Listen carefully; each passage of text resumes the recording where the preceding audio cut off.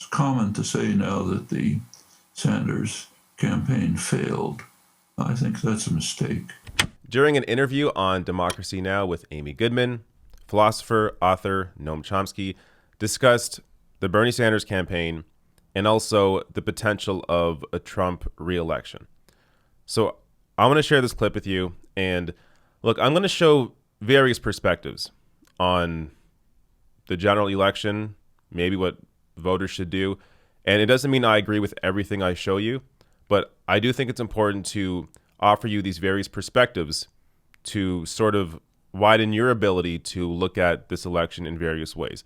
A lot of people I know have already made their minds up. For a lot of people, Bernie Sanders was the compromise. So discussing any idea of, Trump versus Biden is just not even worth it for them. With that said, though, I do want to show you all these perspectives. So here is Noam Chomsky on what he thinks about a potential Trump re-election and the Bernie Sanders campaign. If Trump is reelected, it's an indescribable disaster. It means that the policies of the past 4 years, which have been extremely destructive to the American population, to the world, will be continued and probably accelerated. What this is going to mean for health is bad enough. I just mentioned the Lancet figures, it'll get worse. What this means for the environment or the threat of nuclear war, which no one is talking about, but is extremely serious, is indescribable. Suppose Biden is elected. I would anticipate it would be essentially a continuation of Obama. Nothing very great, but at least not totally destructive. And opportunities for an organized public to change what is being done, to impose pressures. It's common to say now that the Sanders campaign failed. I think that's a mistake. I think it was an extraordinary success, completely shifted the arena of debate and discussion. Issues that were unthinkable a couple of years ago are now right in the middle of attention. The worst crime he committed in the eyes of the establishment is not the policies proposing. It's the fact that he was able to inspire popular movements which had already been developing, Occupy, Black Lives Matter, many others, and turn them into an activist movement which doesn't just show up every couple of years to push a lever and then go home, but applies constant pressure, constant activism, and so on. That could affect a Biden administration. Okay, so back in 2016, Noam Chomsky took basically the exact same position, that Hillary Clinton, in this scenario where it's Hillary Clinton versus Donald Trump, he took the position that it made the most sense to vote for Hillary Clinton because a Trump presidency would be a disaster. Now, that isn't to say, look, Noam Chomsky is incredibly critical of neoliberals, incredibly critical of, be it Hillary Clinton, Obama, Biden, whoever. But the way he looks at this is he looks at it through, quote unquote, the lesser of two evils. That phrase that's used over and over again. This is how he views the election. So in doing this, it's also important to look at this in terms of voting as a tool. So a lot of people view voting as a way to express themselves. Like, oh, I'm not going to vote for this person because I don't like them, because they don't support everything I agree with. Now, there's obviously variations to that, but if you view voting as a tool, as a way to say, hey, this is just a vote, this doesn't represent who I am, this is just a vote. In this scenario, I want somebody who is not Donald Trump. That's how a lot of people are going to be voting. Again, I'm not saying that you should be voting that way. This is a perspective I'm presenting. There's a perspective that I presented a couple weeks ago where it was Lawrence O'Donnell, MSNBC host from a documentary in the early 2000s discussing how the only way to show the Democratic Party that you have power is to not vote for them. So that's another perspective. Again, I think it's worth exploring all these perspectives because I don't think it's an easy decision to decide what you should do.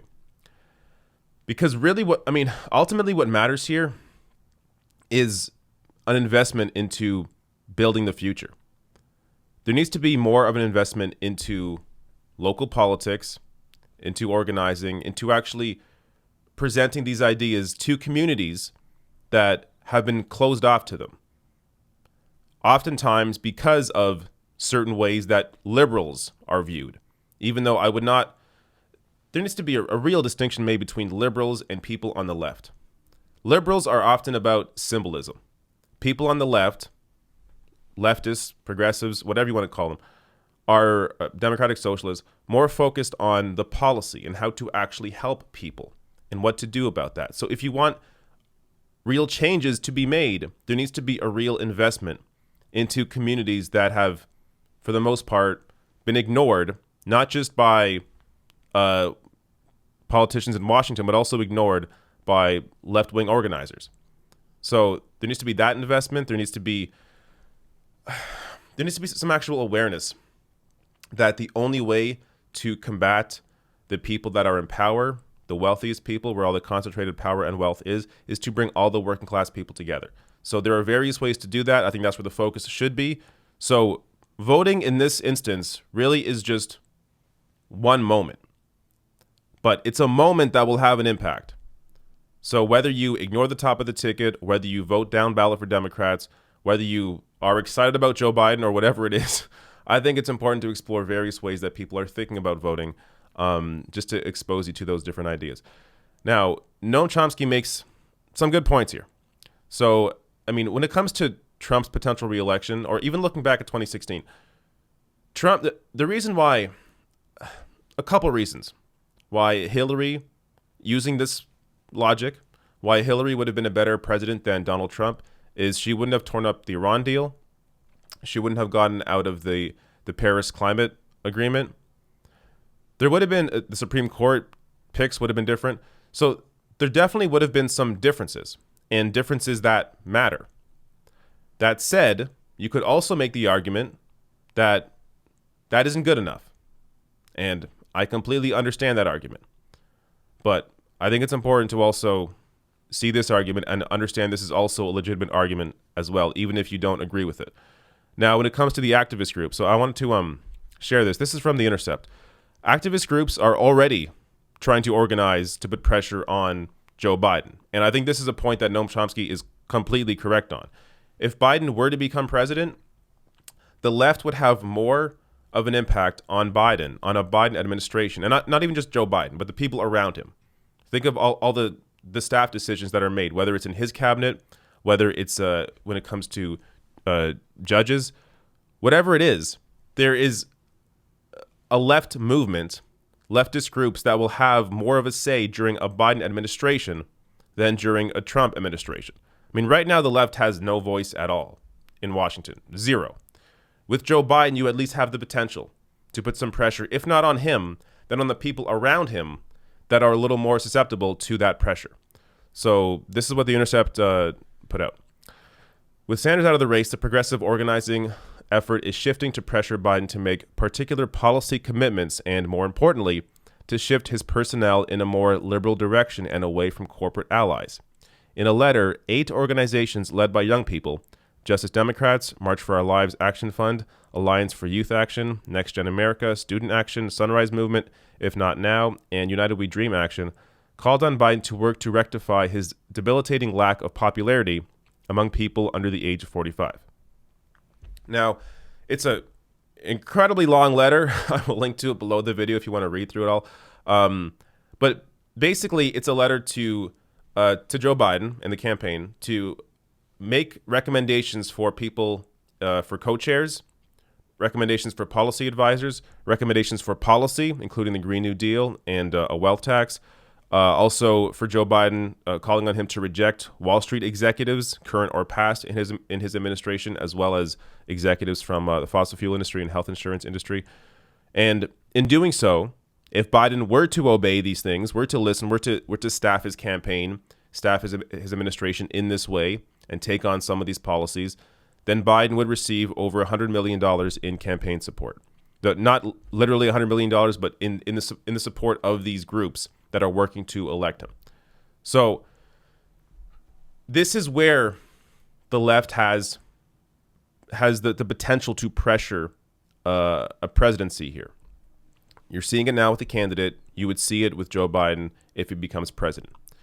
Now, look, this discussion is separate from the reality of Joe Biden actually becoming president, which is very... On one hand, it seems almost impossible based on just the complete lack of enthusiasm, the fact that voters under 45 went with Bernie Sanders, even in states that Bernie lost in big numbers. But if you look at it in a way where if enough people in 2016 that were anti-Trump didn't vote because they thought Hillary was going to beat Trump regardless, and those people come out now for Joe Biden, he may still win. So I know a lot of people are saying, oh, Biden's definitely going to lose. He's 100% going to lose. He likely will. But you can't ignore the fact that there is a massive amount of people that are simply anti-Trump voters, that they want to come out and they want to vote against Donald Trump. So that can still happen. And understand that in that scenario, if Biden does become president, the left has more more of an opportunity to put pressure on the presidency than they would under Donald Trump. And I think that's what Noam Chomsky speaks to here. And that is why you're going to see, if it isn't explicit in this clip, I think you're going to see him come out and be very clear that you obviously got to vote for Joe Biden over Donald Trump. Now, again, that's his perspective. I can't vote, so I'm juggling all these different perspectives. I want to offer them to you just to give you the sort of overview on how people are feeling about this election and maybe where you fit in. But I think he makes a strong case here. That said, if Bernie Sanders for you was the compromise, well, this isn't going to work on you. Like this form or this kind of argument, you don't care. But I just wanted to share this to give you that perspective.